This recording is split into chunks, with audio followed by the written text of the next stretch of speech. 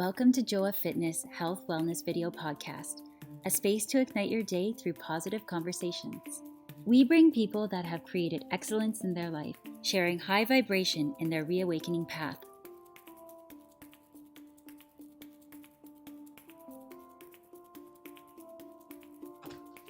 Hello, my friends. Happy Friday. My name is Joa Rivas, and I'm here today with Neal Hallinan.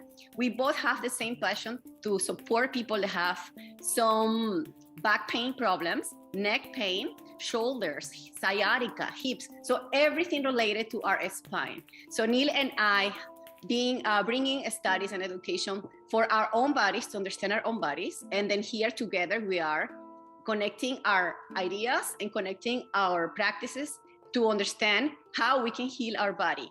And it's actually really interesting. This is our fourth talk. So welcome to the Joa Fitness Podcast.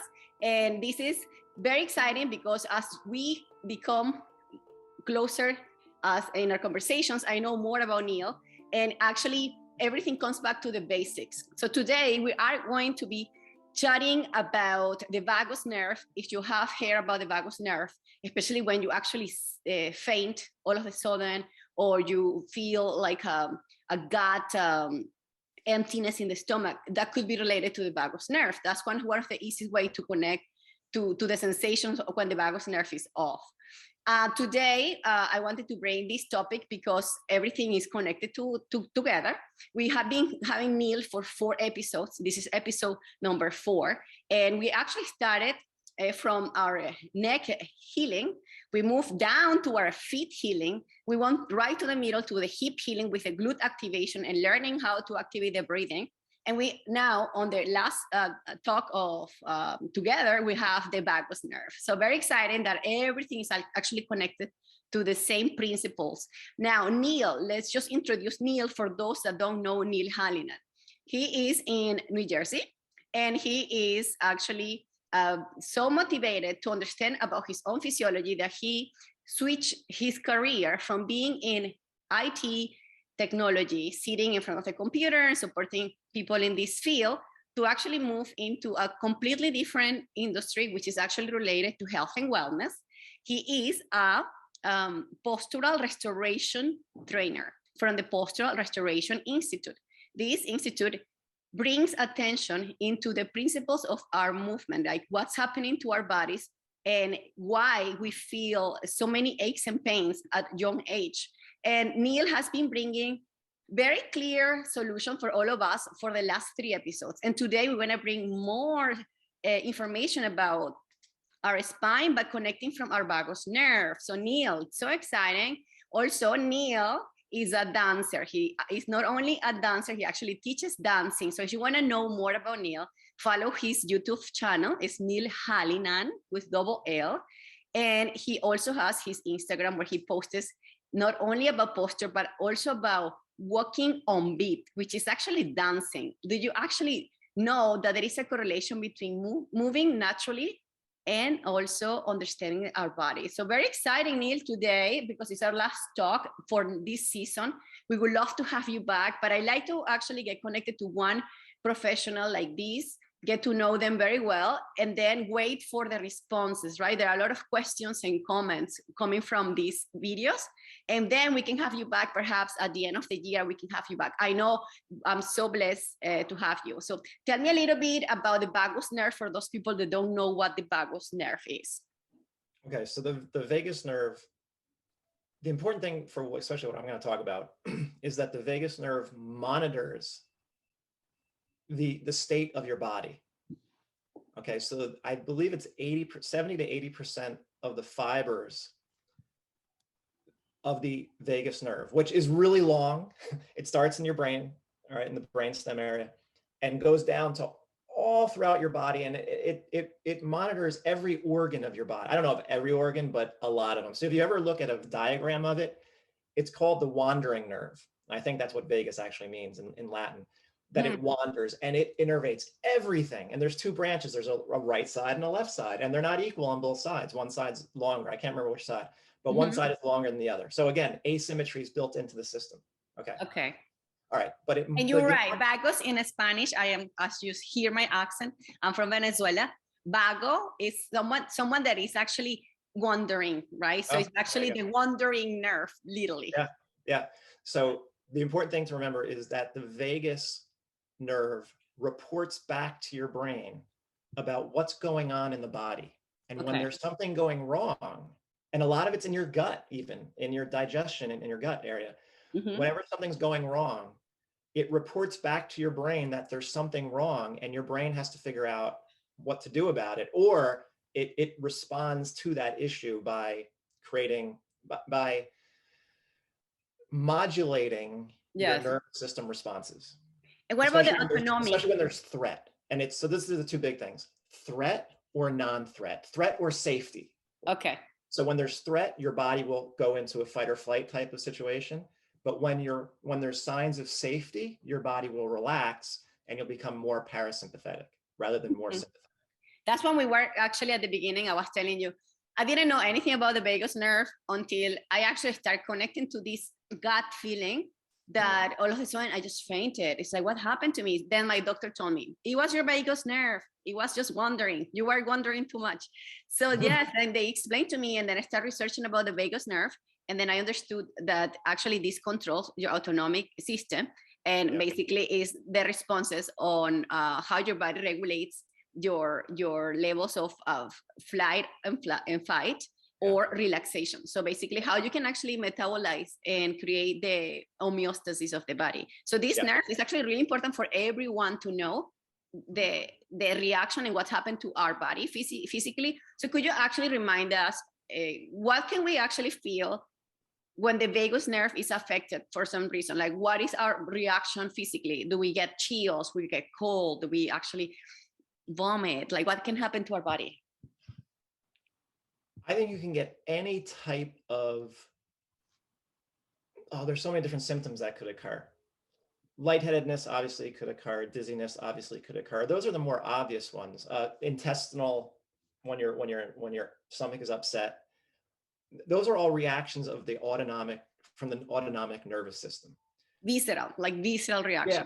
Yeah. And again, your vagus nerve is monitoring whether there's signs of safety from your environment or whether there's signs of threat from your environment. And it will modulate your body's response depending on what it's sensing. And that's the important thing. And what I'm talking about right today is when something is wrong inside your own body, inside your body, when you're stuck in one position and you can't get out of it. Let's say you're stuck in a forward head posture. Okay, let's talk about that because that's kind of the easiest thing for people to conceive of. Everyone kind of knows what a forward head posture is. It's when your head comes forward, but in reality, it's your neck that comes forward. Like a turtle. Yeah. So your neck comes forward, and if you watch my neck muscles, they get more active. Okay. All right. Once that occurs, because those neck muscles attach to your sternum and your collarbone, they start to pull up because it tightens. And now when they pull up, with every breath you take, you lose your ability to diaphragmatically breathe. So let me show a picture of how our diaphragms are already challenged simply because you're a human with a bigger right diaphragm than the left diaphragm. So I have to share my screen, I believe. Yeah, so now we're actually talking about the physiology connection when you are agitated or when you actually have a improper position of your neck. This can actually compromise your vagus nerve functionality, right? Yes. Actually, the vagus nerve is the longest cranial nerve. It contains sensory fibers that can run from the neck down to the thorax, to the abdomen. So that's where it is. So we understand it's a long cranial nerve connected to the base of our skull, all the way down to the abdomen. And then when you have a forward neck, this actually can affect and compromise our position. So tell us now that, can you actually show the picture for those people that are watching on YouTube? Oh yeah, okay. Now I have to figure out how to do it again. Okay, so tell me if you can see this. Can you see that? I can see 3 images. Yeah, we can open one of them. Oh, I did. All right, I opened it on my screen, but Okay. I see the 3 images, and then now we have to wait until the image actually opens. Oh, the diaphragm. Yeah, I opened it on my screen, but you can't see it Okay. on yours. Yeah.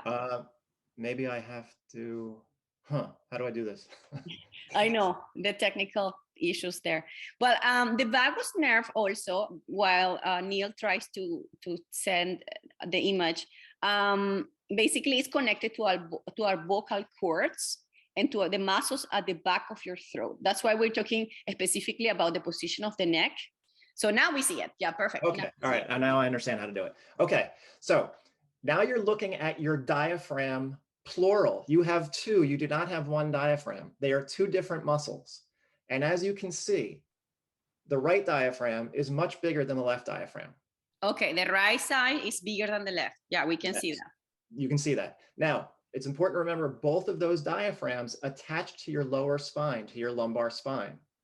So automatically, a bigger muscle is a stronger muscle. Every breath you take, there is a pull on the spine.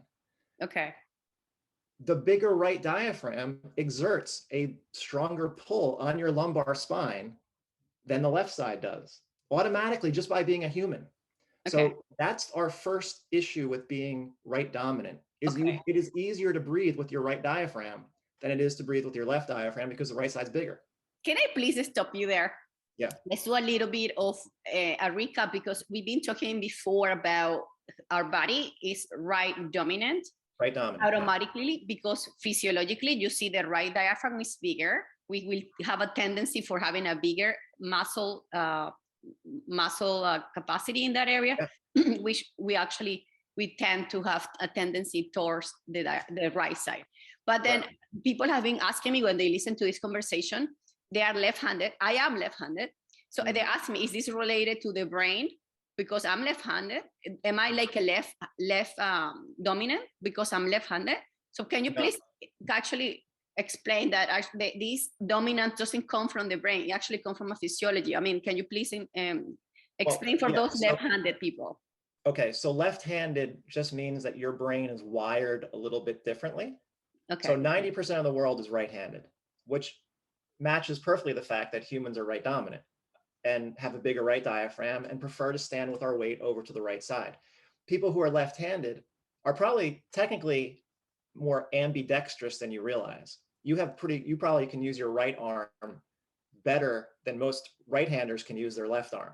What? So surprisingly, I kick with my right. Like I'm left-handed, I write with my left, but when I kick, automatically I use my right.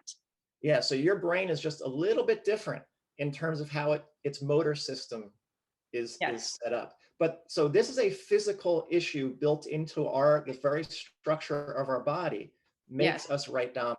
But now there's also a brain issue, and there's a couple brain issues, but I want to show one in particular. Okay, so I'm going to stop sharing that. Thank you so much for bringing these images. For those people that are actually listening to the podcast, he's just showing images that actually contribute to the channel to see the image is much clearer. So if you have a chance to come back to our YouTube channel, it's the Joa Fitness channel, you can actually take a look at the image. Very interesting. I never have seen that image, so thank you so much for that's a big image. Very good illustration. Okay, so let me just show one more. Okay, can you see this new one? Yes, I can see. Now we're talking about the brain. So there is a brain image where we can see the left and the right. Visual, and this is visual space. It's kind of hard to understand what it's showing. Yes. But on the right side, where it says right, yes, you see that there's a dotted line and a solid line.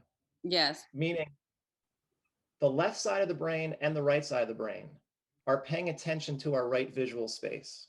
Okay. But the right side of the brain, only the right side of the brain is paying attention to the left visual space. Okay. So what that means is that our brain is set up to be aware of our right visual space more than the left side. Okay. So, so another thing, so the bigger right diaphragm and how our brain uses our visual system, which is our dominant sense, particularly for movement. Mm-hmm. So your vision is a big deal. So our brain is paying more attention to space, visual space, our environment on the right side than on the left side. Again, just by being a human. Okay. So that's another thing that makes us right dominant. And I just want then to show. Yeah, very interesting. I don't think people really know about this, Neal, and it's so important that you are educating us about this. So good. I love this. And these are all principles of the Postural Restoration Institute. So thank you. This is great. These are not PRI principles. These are scientific principles that PRI understands, makes up a big, contributes to why people develop the movement issues and pain issues because of this dominance of the right side. So here's one more picture. Okay, let's go for the last one. And this comes into how we rotate or don't rotate. And this comes back to the vagus nerve. So you can see this. Okay. All right. Now, when this gentleman lies down on the table, we assume he's straight. Okay. He lies down. To us, it looks like he's actually just straight. If he was your patient or your client, he lies down and you're going to be looking at him and you're going to think he's straight. But when you test his arm into shoulder horizontal abduction, basically it's like just letting the arm go down. Yeah. Now I would actually test it myself and move it, but just for comparison. Yeah. His right arm moves down lower than his left arm. Is that obvious? We can see that the right arm has way more mobility than the left one. Yeah. Right. But is that really a range of motion issue? Does his right shoulder have more range of motion? No, I'm going to answer that question. It does not. What you're looking at is a sternum, a torso that is oriented to the right side. And thus, the right arm appears that is actually more flexible. Yeah, because if I do my left arm, it can't go as far back. Yeah. So it's more of a space that is actually our physiology, how it's built. Yes, those systems of respiration and visual space have told this gentleman's brain that when he's at rest, his body should be oriented to the right side. That is an orientation issue. His brain says, don't say straight is over here. And that's how he lies down. Exactly. That's what I'm talking about. And now when he gets up to walk, rotation of the spine is critically important for unrestricted forward movement. But he's only rotating to one side. He can't rotate equally on both sides. So his body is going to be restricted. When he's going to have to compensate. So there is a correlation that you say between the rotation and the vagus nerve. Like, could you please tell us a little bit more about the spinal rotation and the vagus nerve?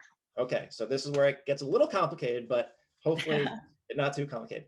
If that gentleman does not have the ability to rotate his rib cage or spine equally on both sides, he still needs to rotate. Now, I already know that he's over on his right side. He's oriented to the right because you can see it in the picture. His brain wants to stay over on that right side because it's very comfortable there. It's already in tune with his beat is all right-sided. Yeah. Now, in that position, you're going to lose your left diaphragm. You're going to be overusing the right diaphragm. The body positions itself over that right diaphragm to breathe. But the problem is you have a lung up in this right upper chest area that needs to inflate. And your brain knows that. But if you can't inflate it properly because you're compressed on the right side, you're going to start using your right SCM and your right scalenes to try to pull the rib cage up to try to get air into the right side. So you're overusing your neck muscles. So now we have two issues. And overused neck muscles do not eliminate the ability for that neck to rotate equally on both sides because you're stuck on one side. Now, this is a great book. Accessing the healing power of the vagus nerve.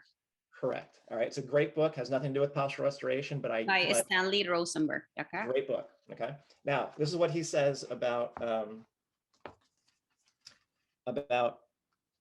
rotation. Now, he goes back to being a hunter for both, and he's talking about humans and animals.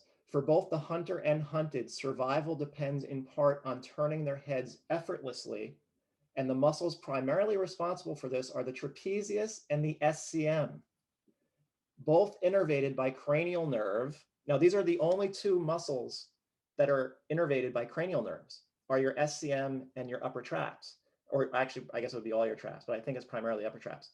So right away, whenever those SCMs or upper traps are overused, your brain is going to get agitated because they're cranial. Those are autonomic nervous system muscles. And then because turning the head is a matter of life and death, it is not surprising that the structure of cranial nerve 11, which is not the vagus nerve, is highly developed and complex for precise innervation of the individual fibers of these muscles. But even so, cranial nerve 11 is completely connected to the vagus nerve. Okay. All right, they're very connected. And that's the importance of the neck. So if the neck is stuck and can't rotate and overused on one side, the vagus nerve is going to react to that. And your tension levels are going to go up because it's detecting a threat, the inability for the neck to move properly. And then what that does, let's just get back to breathing because this is what ties it all together also. I think I lost my, okay. Most of you are, I lost my bookmark. No worries. You have a lot of afferent fibers going to the vagus nerve, or from the vagus nerve, from the diaphragm and your whole respiratory mechanism. So if your neck is already overactive and you've lost your left diaphragm as a result, and you're over on that right side, your respiration is going to be thrown off. You're going to be a neck breather, and your vagus nerve will respond to that. And now you're in fight or flight breathing patterns. And that's why one of the issues, that's why to treat the vagus nerve, as people say, is all about trying to diaphragmatically breathe, which is true. The problem is you're not using both diaphragms equally, not even close. That guy is over on his right side. He's not using his left diaphragm for breathing because he's not centered. And that's what postural restoration is all about, is getting both sides of your body back into your life. So you can rotate unrestricted, so your neck can rotate unrestricted, and thus you can use your both diaphragms to breathe. So your vagus nerve will then calm down as you've rediscovered both sides of your body. Well, look, as you hear Neal's voice, he is so passionate about this, because I'm sure when he started reading about this and find out and get all these discoveries, it makes much sense. And now, because he knows the why, he definitely has the answer right there. So it's very important to know the why, and why the reason of this podcast to be existing is to find out the whys. There's so many whys, and thank you so much for bringing that very important piece. I actually never heard about that before with such a explanation. And I think we all need to know more, especially for trainers, personal trainers, professionals that are dedicated the time for physiology. I bet a lot of even physiotherapists don't know about this. Like physical therapists study for years and they never really got to these discoveries. So I actually looking forward to read the book. Can you please remind us the name of the book that actually that's great to have in our library? Accessing the Healing Power of the Vagus Nerve.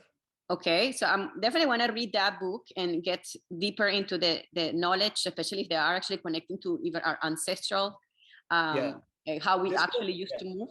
So let me just point out that this book is great for understanding what the vagus nerve is and how it contributes to life. Exactly. But it's not going to talk about the right dominance. If he only understands, and I swear there's a section in this book where he is onto it. Okay, so he's almost there. He's almost there because he knows that if he thinks a disturbing thought, he can feel his atlas rotate. Okay, but he couldn't put together this. Is this author alive? He's so close. He is so close. Is he alive? Eye is the missing part of the puzzle, saying that he does not know that people are lying down in the position that gentleman in my picture is. Yeah. If he just understood that as a right dominant, because of that. I think we would have to have him. He literally, this is now my search. If he's alive, I'm gonna bring him into the show and perhaps have a conversation with him and put all of us together here. That would be so much fun. Like for people like us that will be fun. But also, so Pure Eye is really. Finish our conversation for the day, because I know people. Normally the conversations are about 20 minutes or less. This conversation is going over 30 minutes very soon. But it's because, as you see, everything is intertwined, everything is connected. It's our last conversation with Neal, and I was completely fascinated with every topic that we had. He has such a deep detail about the physiology, and for me, it was just a blessing to have you. So thank you so much, Neal, for contributing with this mission of educating and empowering people to know the why. So like for this conversation, I think we have to offer to our audience something that is clear to find a solution. We have two main points as we talk through this conversation. There is a connection between the vagus nerve and our rotation, our spinal rotation, and there is a connection between the vagus nerve and the neck positioning and tightness. So how can we do this? Because, you know, like I teach yoga, and in yoga, I really love the chanting, and I actually love singing and chanting, not even for the, I'm not a professional singer, but I really love the vibration it creates, right? So what I research, singing, humming, chanting, and gargling are really great activities to add into your day to actually stimulate the vagus nerve. Can you actually give us 2 or 3 tips related to the vagus nerve in an easy way for all of us to digest and be able to practice? I would say, think of the vagus nerve as a spiritual nerve.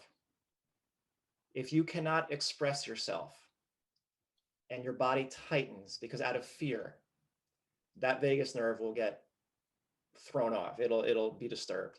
That will affect the rest of your body. If you express yourself, if you're creative, if you sing, and your vagus system finally feels satisfied, your neck will relax. You may get out of that forward head posture without even thinking about the diaphragms, without even thinking about the pelvis rotation or any of that stuff. So I would say, don't think too much about science. Think about the arts. What are you doing to express yourself? Are you having fun in life? Are you miserable? That will go just as far as just working on hamstrings and glutes. The body does not have to work perfectly symmetrically for you to be perfectly fine, because you are never going to be symmetric. So I'm going to give, practice breathing. Get into that child's pose position with the back rounded. Breathe in that position, because that'll get you out of extension of your spine. But overall, be happier. Express yourself. I think that will go a long way. I think that's better. Now I know that's probably better advice than doing anything muscularly or exercises. Okay, I wouldn't have understood that years ago, but I understand that now. Of course, Neal. That's very powerful activities that we can start encouraging you to do, something that makes you happy, especially for anything related to how can we release tension around our neck and trapezius, because these muscles, as we learn, are connected to our cranial nerve, including the vagus nerve as a primary nerve that regulates your autonomic system. Yes. So again, I think I'm going to start tomorrow is my full moon meditation. It's a full moon yoga. I meditate, I teach yoga nidra with a sound bath. And I actually, at the end of the class, because you get really relaxed, I encourage all my students to chant with me and to sing songs.